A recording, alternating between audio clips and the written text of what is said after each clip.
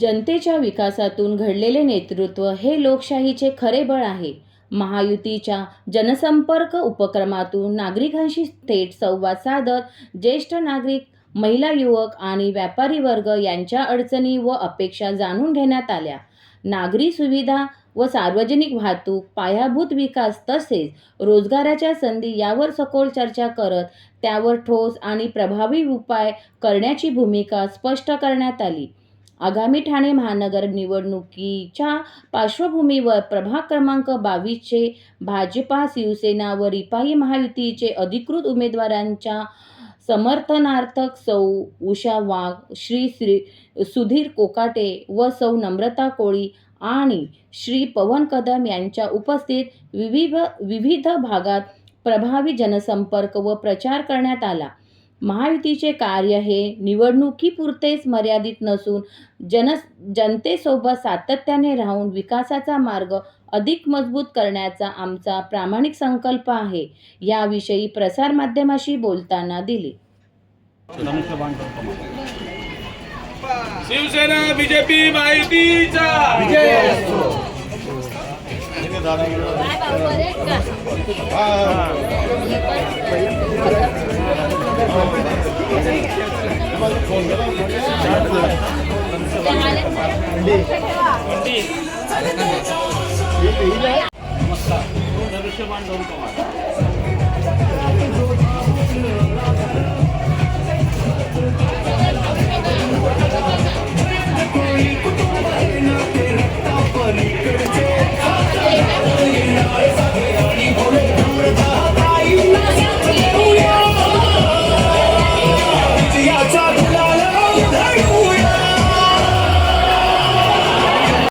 उमेदवाराबरोबर 4 कार्यकर्त्यांचा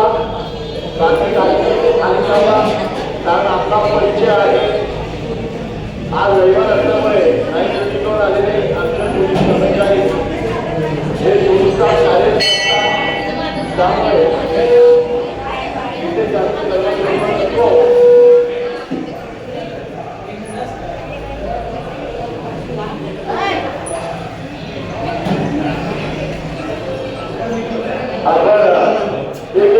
प्रचार करतो ते केलं आपला हा दर्जावान प्रचाराचा सुरू आहे. माननीय उमेदवार आपल्या गाडीची जरा जास्त गाडी नको, साऊंड थोडा करून ठेवा.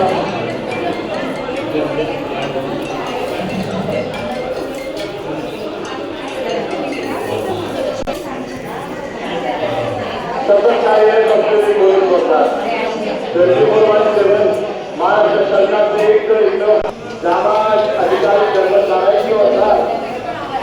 2 वर्षापूर्वी वर्षात पाहिजे असतील तर आपल्याला डोळ्यावर विश्वास करायला लागतात. पण महाराष्ट्राच्या विधानसभेमध्ये आपल्या महाराष्ट्राचे आताचे उपमुख्यमंत्री आणि आर्थिक पाठपुरावा केला आणि शिवसेना, भाजपा, RPI महायुतीच्या वतीने आम्ही आज गेले 10-12 दिवस सर्वकडे प्रचार करतोय. 2 दिवस शेवटचे शिल्लक आहेत, परंतु ह्या अंतिम टप्प्यात सुद्धा आमचा उत्साह वाढला आहे उमेदवार म्हणून. आणि मतदारांचा जो सहभाग आहे, पदाधिकारी, कार्यकर्ते, दोन्ही महायुतीचे जे काही पदाधिकारी आहेत ते मोठ्या उत्साहाने सहभागी होत आहेत. तुम्ही बघताय, आपण आता पोलीस लाईन जरीमरी या मंदिरामध्ये आपण आहोत आणि या मंदिरामध्ये पवित्र मंदिर आहे. हे फार जुनं मंदिर आहे या परिसरातलं आणि ही पोलीस वसाहत आहे. पोलीस कर्मचाऱ्यांबद्दल शिवसेना आणि भाजप या दोन्ही महायुतीच्या पदाधिकाऱ्यांना असलेली सिंपत्ती, सहानुभूती ही आपल्याला सर्वांना ज्ञात आहे. महाराष्ट्राचे मुख्यमंत्री देवभाऊ फडणवीस साहेब, उपमुख्यमंत्री एकनाथ शिंदे साहेब यांच्या माध्यमातून, तसेच आमचे आमदार संजयजी केळकर यांच्या माध्यमातून या ठिकाणी मोठ्या प्रमाणात या इमारतींचं नूतनीकरण झालेलं आहे. ह्या इथे खासदार नरेश म्हस्के साहेब यांच्या माध्यमातून आपण रस्त्याचं कॉन्क्रिटीकरण केलेलं आहे. त्याच्यामुळे इकडचे नागरिक समाधानी आहेत. आमच्यावर संतोषजी साळवी आहेत आणि आम्ही 4ही उमेदवार या ठिकाणी पदाधिकारी आम्ही उमेदवार म्हणून आहोत. सुधीर दादा कोकाटे, नम्रताताई कोळी, उषा वाघ आणि मी स्वतः पवन कदम. आम्हाला खात्री आहे की येत्या 15 तारखेला हे सर्व नागरिक आम्हाला मतदार बहुमताने निवडून देतील आणि 16 तारखेला शिवसेना, भाजप, महायुतीचाच महापौर या ठाणे महापालिकेवर विराजमान होईल. जोरात चालू आहे. आज पोलीस वसाहतीमध्ये आलो आहे, जरीमरी पोलीस लाईनमध्ये. आणि मी बघितलं इतर भागामध्ये आज आम्हाला मराठी माणसं कुठं बघायला मिळत नव्हती. आज जे पोलीस लाईनमध्येच मराठी माणसं जास्त दिसत आहेत. आणि त्यांच्या सुविधासाठी आमचे महापौर असतील, शिंदेसाहेब असतील, परत आमदार असतील, फडणवीस साहेब असतील, हे काम करत असतात. आता माझ्या टायमाला तेव्हा 5 कोटीचे रस्ते दिले करून, आतले कॉन्क्रीटीकरण केलं, ड्रेनेज लाईन अख्ख्या बिल्डिंगचे सर्व टाकून दिले. आता केळकर साहेब बिल्डिंगचं नवीन नूतनीकरण करतायत, त्याला 67 कोटी खर्च करतायत.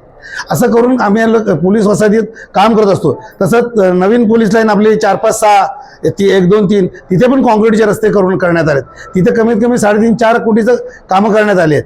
पोलीस वसाहती पोलिसांसाठी आम्ही काम करत असतो, नेहमी काम करत असतो. खरं काम हे सार्वजनिक बांधकाम खात्याचं आहे, तरी ठाणे महानगरपालिका आम्ही आमच्या सुविधामधून आम्ही यांची कामं करत असतो. आता परवा दिवशी मी पेपरला वाचलं का पोलिसांना घरं देण्याच्या सुविधा गव्हर्नमेंटची चालू आहे.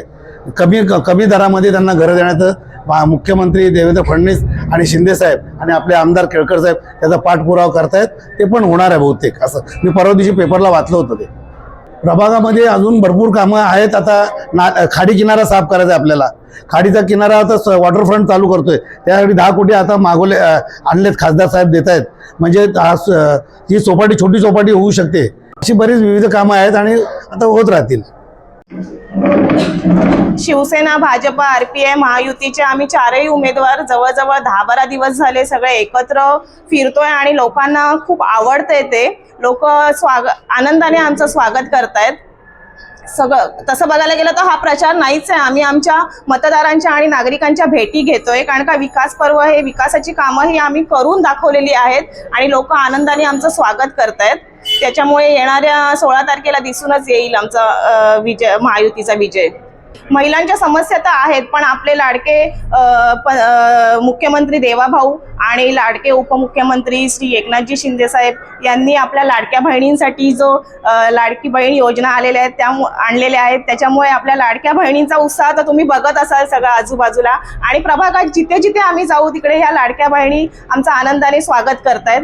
आणि ह्या आता जर आम्ही बघायला गेलं तर पोलीस लाईनीमध्ये जरीमरीच्या मंदिरातून आम्ही स्टार्ट केलेलं आहे.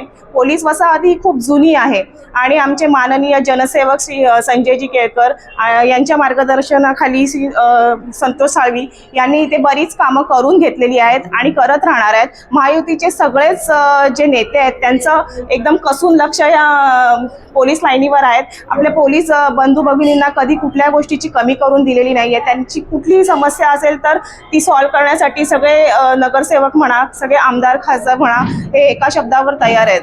आम्ही यांची सेवा ही करत आलेलो आहेत आणि येणाऱ्या काळामध्ये पण या आमच्या नागरिकांची कुठल्याही समस्या असू दे, हे 4ही उमेदवार निवडून आल्यानंतर कुठल्याही समस्येला निराकरण करण्यासाठी सदैव दिवस रात्रभर सदैव उभे राहणार.